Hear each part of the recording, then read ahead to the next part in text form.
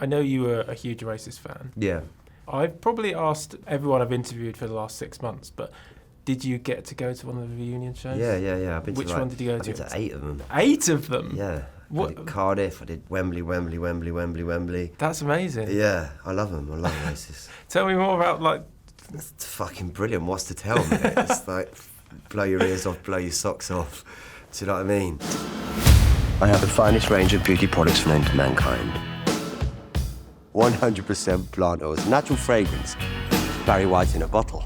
It's a big bottle, isn't it? Now. Hi, I'm Alex from NME, and today I'm joined by actor, national treasure, and noted music lover, Matt Smith. How are we doing? I'll take that, brother. Thank you. Oh, yeah, I'm doing really well. It's nice to see you again. Excellent. Yeah, so as we're here to talk about the death of Bunny Munro, Yeah. adapted from the Nick Cave novel, I thought we would just start by looking at some really fucking cool pictures of Nick Cave. Fuck yeah. So, Because everyone loves Nick Cave. start with that one. Yeah, come on. Also- That's a really famous one, though, isn't it, I think? So we've got it's with the birthday party at the venue, which I'd never heard of, is in Victoria, or was in Victoria, in London in 1981. Wow. I hadn't even been born then. That's kind of the early Nick Cave with the quite sort of almost Robert Smith-esque haircut. Just looking like a bad boy. Just a man that looks good in black and white and a bit of a smoky ambiance. And you know there's a lot going on there, don't you? You can tell. I've got 2 on here, but we'll start with the first one because I know that you love your football, and I thought that Is might that enjoy lad? that. That's backstage at Pink Pop Festival in Holland in 1990. Wow. Did you manage to get football on set? On this? Shooting this? On this? Oh, Sort no. of bait him into a penalty shootout or something? Oh yeah, I actually didn't. Sadly, I mean, if there was a football in this room now, I'd have been playing with it all day. I love it. Just having a football anywhere. Like I love getting up in the morning. I go out in my garden. I just boot my football to the other end of the garden. I'm like, yes. Last picture, purely because it's a favourite era of mine of Nick Cave, and you can't go Hit me. without Oh yeah. the tash era, the famous handlebar. Because exactly.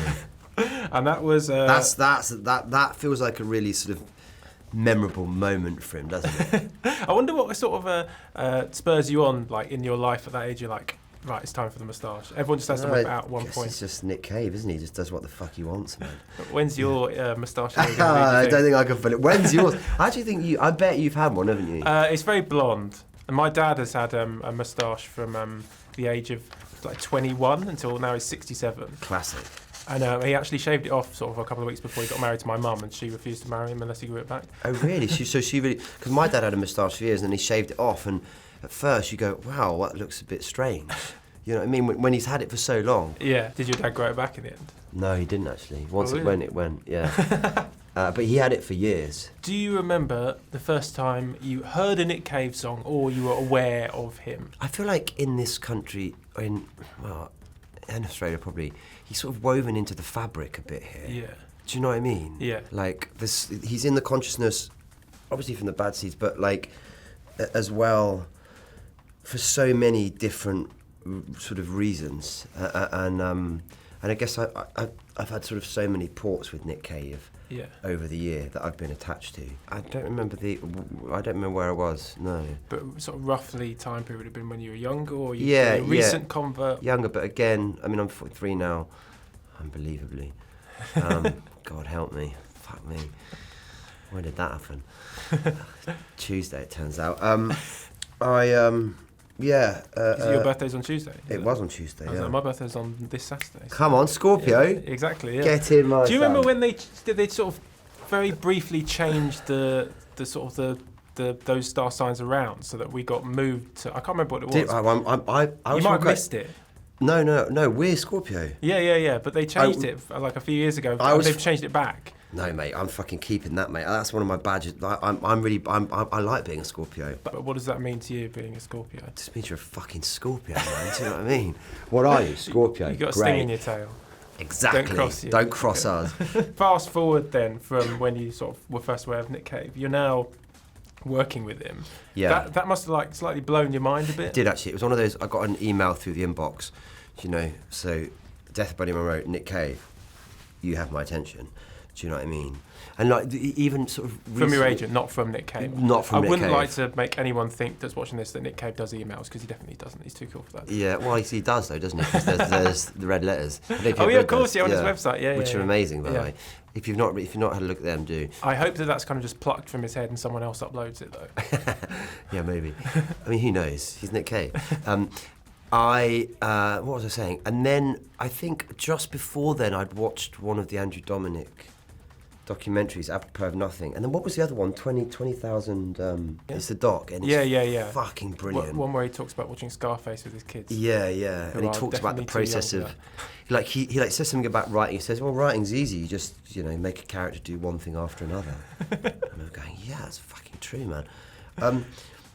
Yeah, and so and then I got this, sort of message, and I was like, okay, wow. And then we went for breakfast, and I'd read the first pilot, but you can't. I don't know if you've ever met Nick, but there's like, he's a pretty sort of vivid image. Yeah. Do you know what I mean? Almost intimidating. I've seen him on red carpet events where he might sort of. He never does the red carpet, but he might. No. He came to watch Earl Cave in, I can't remember what the film was, his son obviously in it, and he was just around with Susie. Yeah. And it's just sort of his presence is a bit because he's a tall guy as well, isn't he? He's really tall, and he's really angular, and he's sort of immaculately dressed. So he's just unmistakable.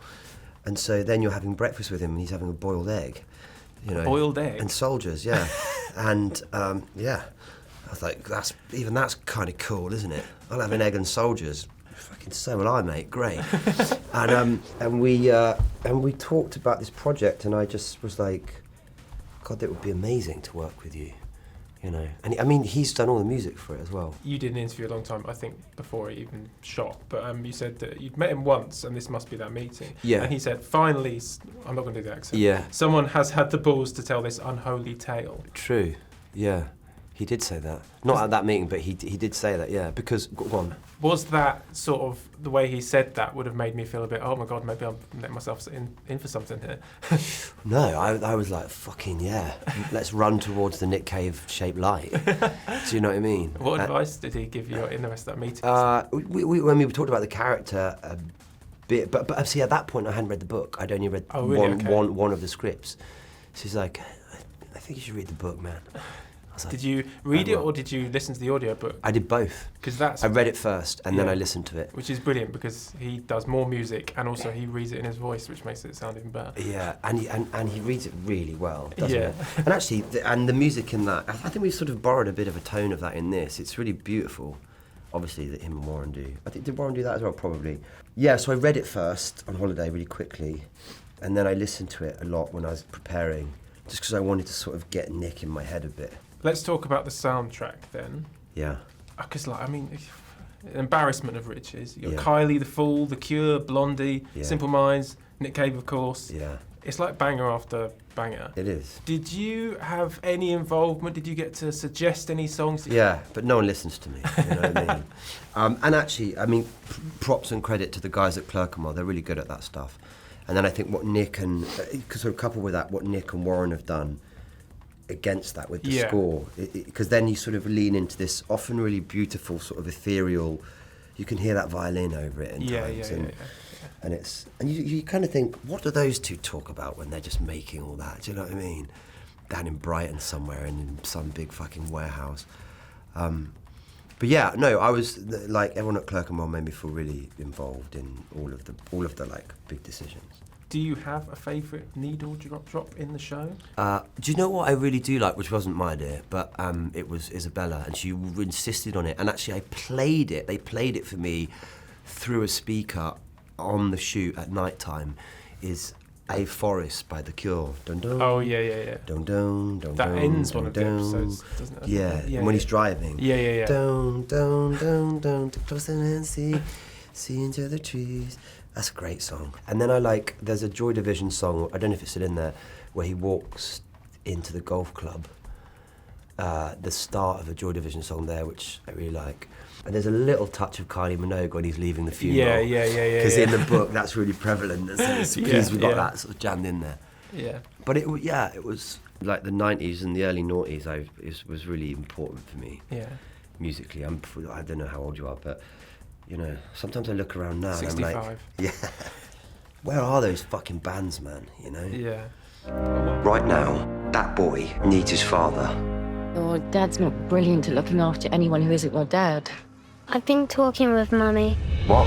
Well, that brings me on quite nicely to, I'm quite interested in teenage Matt Smith and his music taste, but more kind of like, I know you were mad into football. Yeah, yeah. But what clothes did you wear? What silly haircuts did you get? What bands did you want to look like? Oh fuck yeah! Well, the clothes. I got quite into fashion, labels, mate. I was labelled up. Oh really? You know this, Ralph's everywhere. Are we talking like Liam Gallagher kind of clothes, or like more sort of winkle pickers and? No, not winkle pickers. But I'd go down like, I was always in like River Island, and then I'd be like.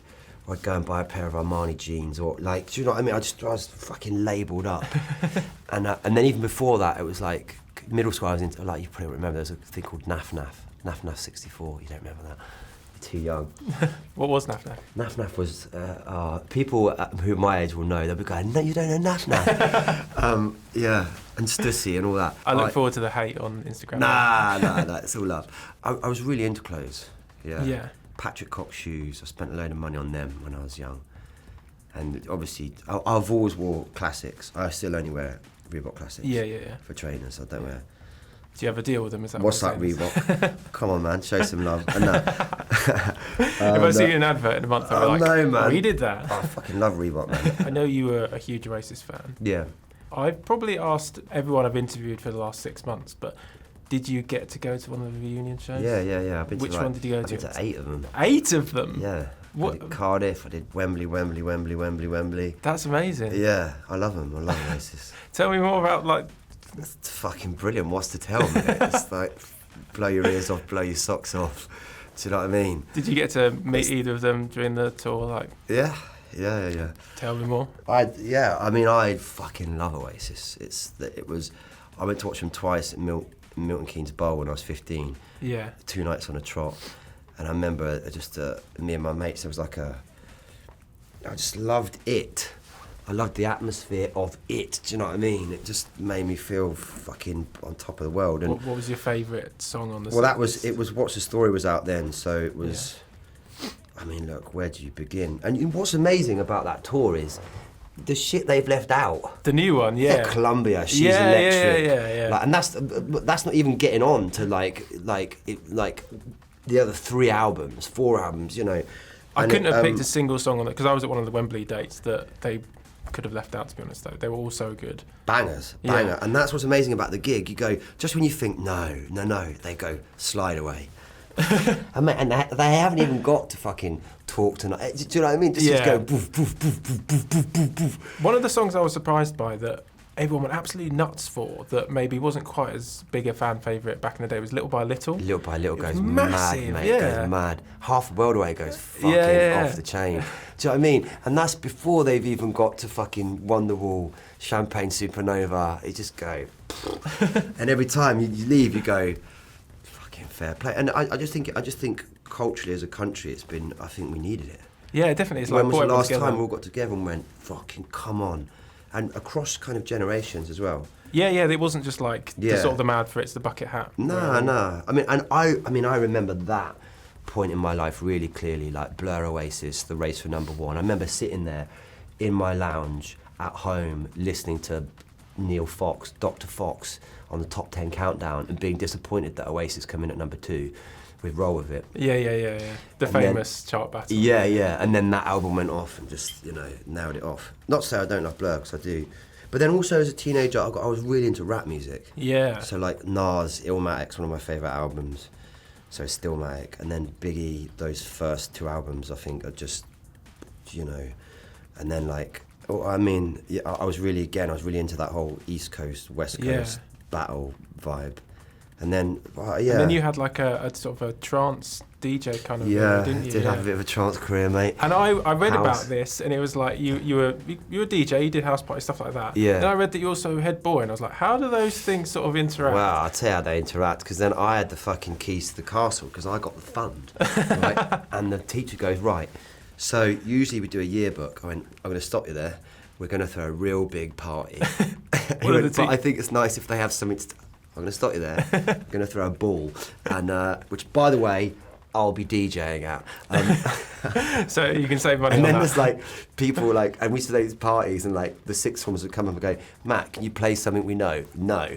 And I'm playing like For an Angel, Paul Van, like just random trance tunes or house tunes. Did you have a sign that was like, no requests? Yeah, I have that all the time. Any party, can we have? No. You can have the decks or the tunes when it's right. I hate that. Can you just play? Oh, fuck off. Favourite ever gig experience? You've spoken about Oasis. Ever?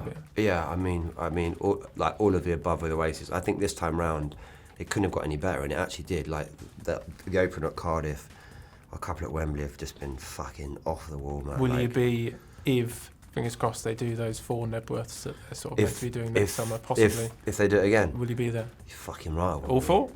Yeah. Why wouldn't you? People go, aren't you bored? No. No, I love it. I'm just going to be there in the crowd, trying to spot Matt Smith, because I know you'll be there. I will be there, mate. But I saw Arcade Fire in Chicago with my then girlfriend. We were staying in a hotel in Chicago, and there was this big bus outside, silver bus. And I was like, that's got to be a band. And as luck would have it, this woman came out and was like, oh, hey, did you used to be in Doctor Who? I was like, yeah, I did. So, blah, blah, blah, I got talking. I was like, who's that? She said, it's Arcade Fire. Do you want to come and see him?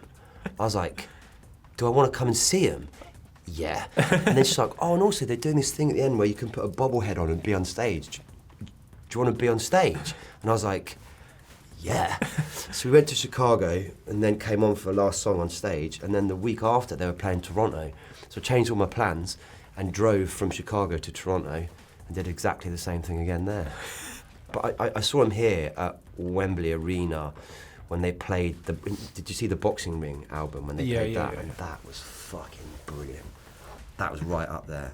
I could chat to you about music for all day. All day, but this has been a top interview, mate. Thanks so much, mate. Cheers, mate. Thanks so much. Well, this world is plain to see. Maybe we don't have to be salesmen anymore. Christ, you're a good boy. It don't mean